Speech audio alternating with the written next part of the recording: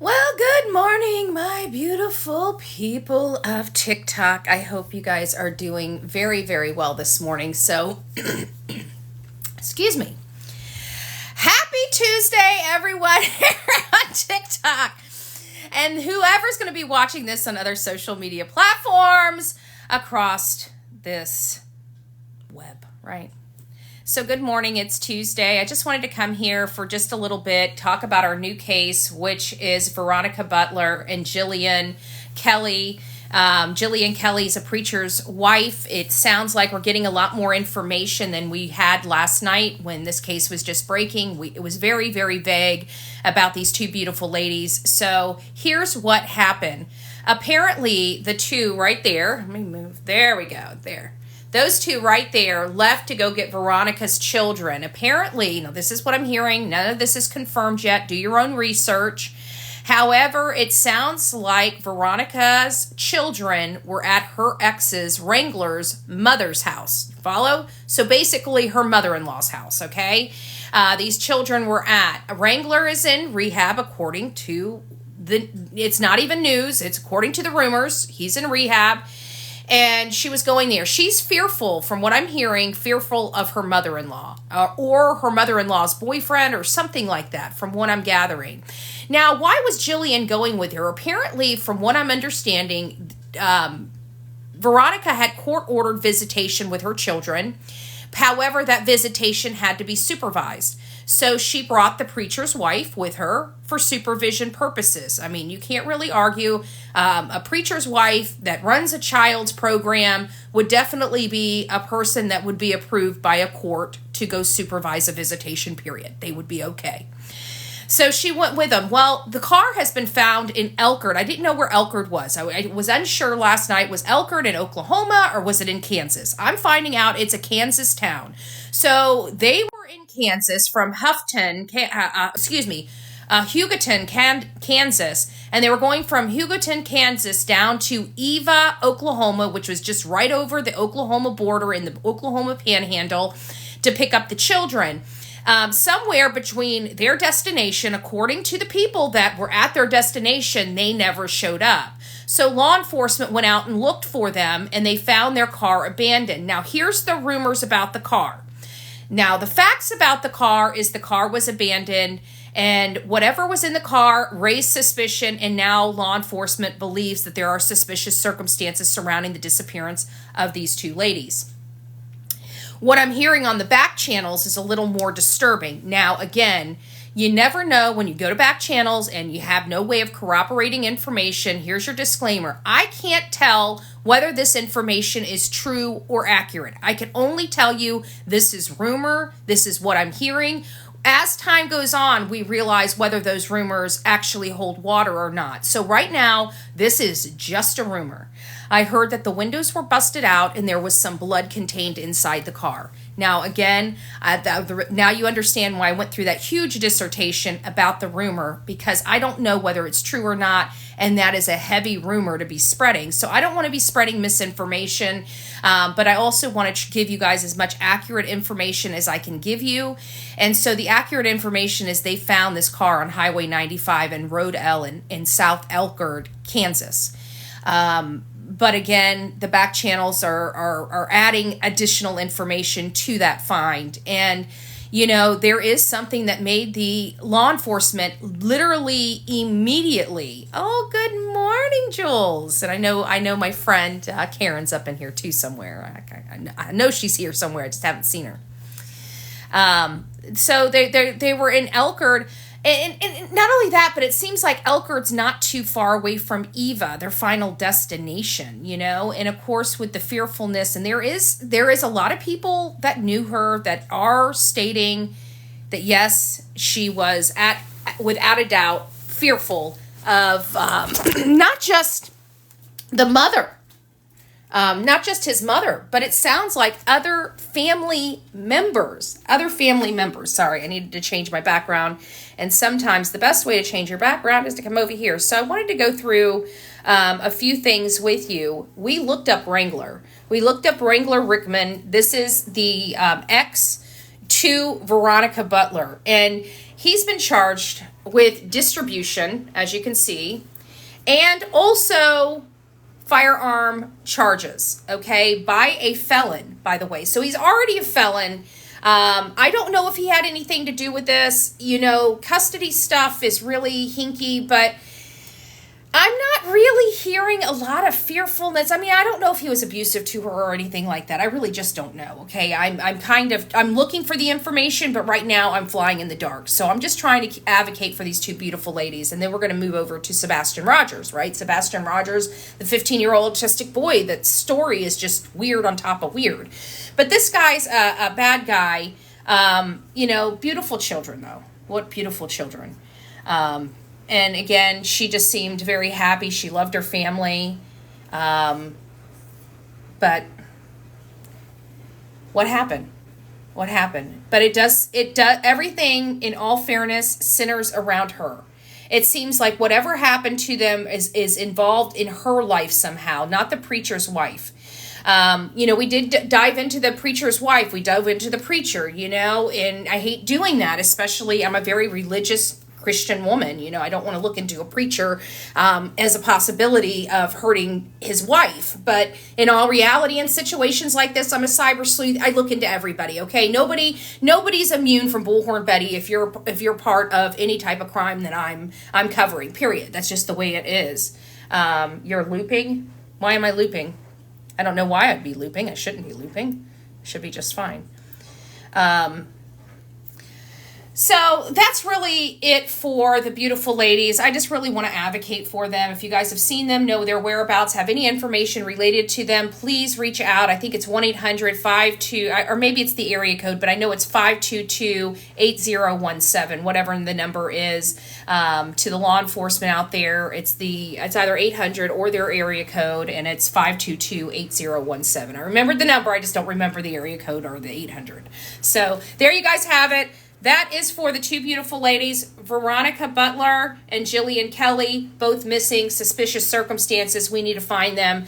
And they're in between the lower part of Kansas and the panhandle of Oklahoma. So anybody that's living in that area, if you see these ladies or have seen these ladies, please reach out. Even if you've seen them, I mean, go back. You guys know how to get from Hugoton down to Eva. If you are a convenience store worker, check your video cameras. Check anything and everything along that route to see if you saw them or their car.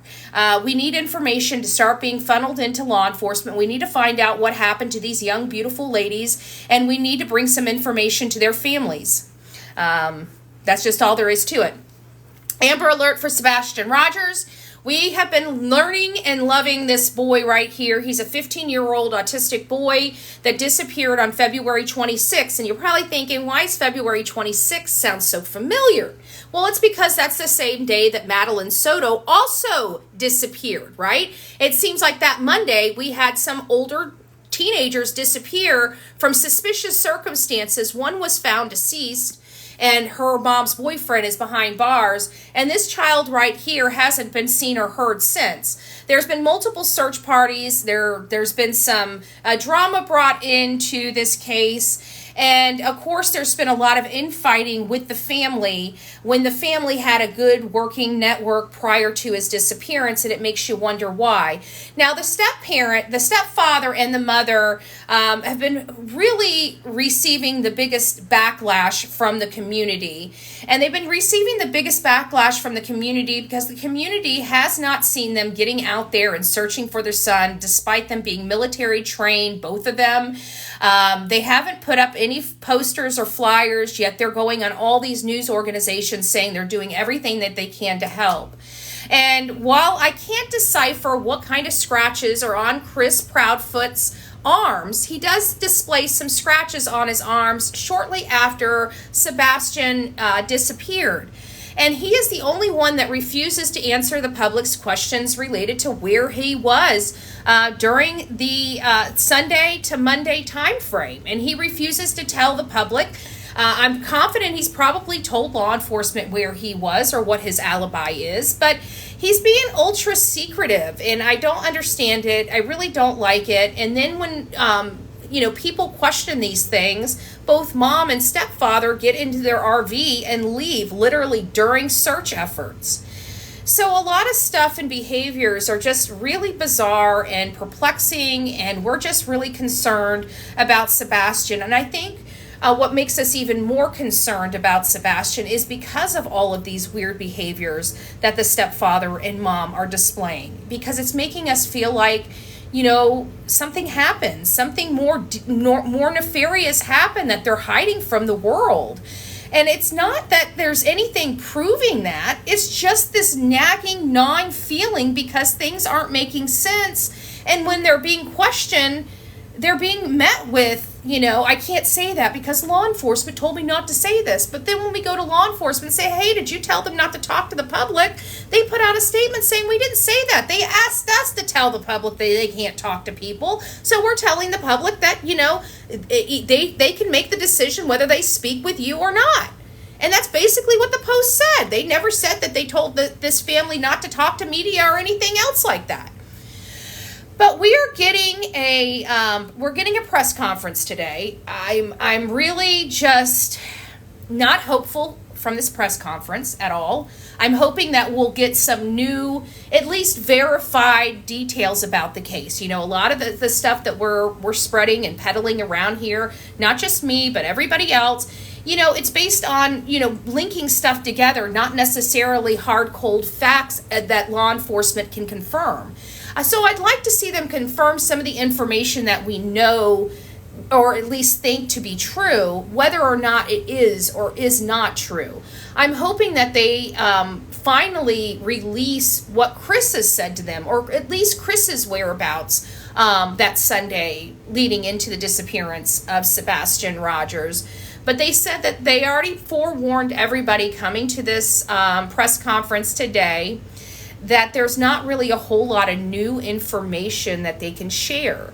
And this is causing a lot of people problems, because we want a meaningful press conference, not one that is, just word salad. I think this day and age, people are so sick and tired of word salad. I think human beings are reasonable, and I think when we know that there's an investigation, whether we like the information or not, we know that to be true, and we want the best for the investigation, but we want also everything that we're entitled to know about the case as well. And so this is really tricky with balancing issues, because you've got a public that's eager for information. They're scared, they're worried for this little boy, they're even putting their own time and effort into helping and assisting trying to find or locate this boy. So a lot of people are involved, from volunteers to government employees. And we just want to know what's going on, and we want to know what direction to look at, because they're asking us for help. And for us, in order for us to help law enforcement, we need to have a little bit of information, because we don't want to be sending them stuff that they already know, that they already have, that's in the wrong direction. Like we're looking west when we should be looking east. You know what I'm saying? Something like that. We don't want to be making their job harder. We want to assist them. But I think the problem is that social media has a bad name, and I don't think law enforcement quite knows how to work with social media yet. For the best possible solution and the best possible reporting on these cases. And I wish that law enforcement would sit down with a content creator that does stuff like this to show them that there is a way to balance it, much like mainstream media. But in the same sense, they've got to be careful that they don't give any information out, because let's face it, there's some people here on social media that just go hog wild and start reaching out to these people. And as soon as they find any scintilla of information or any type of name, they start diving into it. But it would be one thing diving into it, but it's not that. They don't do just that. Then they start reaching out to the people. Then they start threatening the people. Then they start going into left field. And I don't know who these people are, but they do it online, and I don't know why. So I kind of understand the good and the bad, because I've been here doing this for a while. So I understand the concerns of law enforcement, but we need more information. And they're basically telling us that they're not going to have it. So I really don't know what to do with that. I'm like, I have to be honest with you. It's a little upsetting. It's a little upsetting. But I am hearing that they're having a a search. I think they're doing a big search push this weekend, this Saturday. And I really want to encourage anybody that's out there in the Tennessee area to please get involved in this case. Seth needs our help. Like, he just got dragged through the mud with this whole organization that really didn't do what they said they were going to do. And it really disabled searches for many days. And that's time we're never going to get back. And so we really need to make this huge push. So if I get my car back this week, I literally am going to drive there just to help out on Saturday. To give them, I've got other things going on because it took so long for the car to get fixed. My timing, I've got other things on the schedule where it's going to prevent me from being able to assist much. And so I want to go up there and at least give back. And hopefully we'll be able to do that this Saturday. I don't know. We'll keep our fingers crossed. We'll find out how this week unfolds and whether I'm getting the car back this week. And if I do, we'll get out there, right? But anybody else that's out there, like, I'm from Florida, so that means I'm going to be driving from Florida to Tennessee, but I know I have a lot of beautiful people that are already out there in Tennessee that may only be an hour or two, or maybe a little bit further, but not 13 or 14 hours away like me. And I'm driving there to help, even if for one day.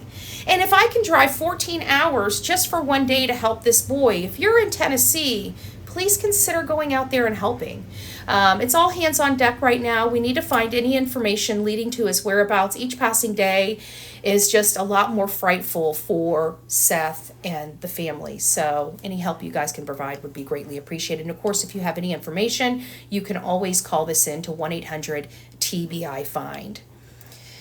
All right, guys, I'm going to go through some of your questions here. I just also wanted to give a little shout out. This breaking news format that we do here on TikTok is sponsored by our subscribers here on TikTok. TikTok allows us to have subscriptions for our favorite fans, right? The ones that really love the work we do and really want to support the work we do. So if that's you and you would like to come on for a monthly subscription, please consider subscribing to the Bullhorn Betty channel here on TikTok. And again, that's what's sponsoring these morning lives that we do where we cover some of these cases. Now that I know I can go live and have a real legitimate conversation where I can have, slides behind you to explain some stuff, it really does change how I can talk to you guys here on TikTok. And I wasn't able to do that before. Maybe I was, but I just didn't realize the capabilities. But now that we're diving into this and I'm kind of recommitting myself to the TikTok platform, I really want to make sure that you guys get all the latest and greatest updated information. Sometimes we just don't have the time or the capacity to make, 50 million videos. So it's easier for me to come over here, go live, cover several cases to get you guys the information you need as quickly as possible. So again, if you see somebody in the chat that's a subscriber, tell them thank you, because they're the reasons that you guys get to see all of this. I feel KP is undiagnosed, high functioning, ADS female. I feel bad. And then Katie, but see, Katie, this is where it's perplexing, because I kind of believe that Chris Proudfoot is abusing, or is an abuser, or, it's not, just because they're an abuser doesn't mean it's all the time. It's just when things get bad, they're really bad, right? But I also think she's military trained, and here's where I have a problem. When we have military trained people, that means they've been trained to be out in elements, they've been trained to be out in different types of conditions. They've been military trained to search. They've been military trained, they've been military trained. And the two people that are military trained are the two people that are failing to go out and look for this boy. Yet those are the same two people that had custody of this boy when he disappeared. Again, she might be high functioning, but I don't know. That town is crooked. Well, it might be. Hi, I'm the problem. Hi, I'm the problem. Follow the live creator. It's nice to see you. No, the whole state is. Yes, Texas.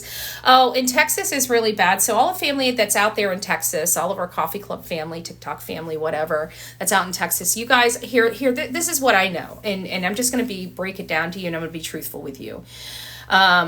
I don't like Tennessee, not Texas, Tennessee. Sometimes I talk and I hear T and I think I'm what I'm hearing in my mind is not what's coming out of my mouth. So Tennessee. In Tennessee, the one thing, oh, thank you. In Tennessee, the one thing that I notice is if they don't find the person, whether dead or alive, the case is not getting solved. Like I have not, we're covering so many cases from Tennessee, and all you have to do is hide the body really well, and you'll never have to face punishment. I've got 4 cases in Tennessee right now, all that have never been found, and guess what? Every last one of them are still active in open investigations. Summer Wells, Layla Santinello, Holland Snap, and now Sebastian Rogers, and these are the ones that we know about. These are the ones that I covered. And I've covered all of them except Holland Snap pretty diligently and pretty in depth. When I go back to Tennessee, I'm going to cover Holland Snap with as much depth as the other 3 cases that we're covering because I feel like she's not getting enough attention. But Tennessee, you guys need to start funding your law enforcement. I found out this is not just one. Okay, I'm going to tell you, here in Florida, there's not unless it's a satellite office, our offices are open. You don't go to a police station or a law enforcement station around our state and go and have to knock on a door or somebody not being inside a police station. You guys are dealing with that on a daily basis where your police departments are running like your local banks. As if crime doesn't happen 24/7. You have got to be kidding me. You guys need to be funding your law enforcement. A lot of your problems out there in Tennessee would stop if you guys voted better. Good morning. It's nice to see you. All right, guys. Well, I hope we covered a lot of stuff. I really don't have a lot of information on Veronica and Jilian Kelley, those 2 beautiful ladies. But there's something not right. I really am very fearful for this case. I just got, this lingering gut feeling. When I hear these cases, I just know. And it's just crazy. But it's one of those things where you know when you know. And you could, I'm always going to have hope. I'm always going to maintain hope, but it's just one of those things when you know, and this is not going to end well, guys. So we need to really be saying a prayer for the family, the community, everything. Okay, with this, and we need to get law enforcement as much information. So if you live in this area or you're along that route from Hugoton down to Eva, check your cameras. Check your cameras on your home. Check your cameras on your businesses. Check your cameras. I wish I had a time frame to tell you, but I don't know what time they left. I don't know what time they were supposed to be there. I don't know what time they were supposed to be back home. Law enforcement's not giving us a whole lot of information. News doesn't have a whole lot of information. So I'm trying to piece this stuff together. I'm sleuthing behind the scenes. If I find out any information that can help us and aid us in getting information over to law enforcement, I will be right back here to tell each and every one of you. You guys have a great Tuesday. Rock it out with your coffee beans out. Bullhorn Betty is signing out. God bless.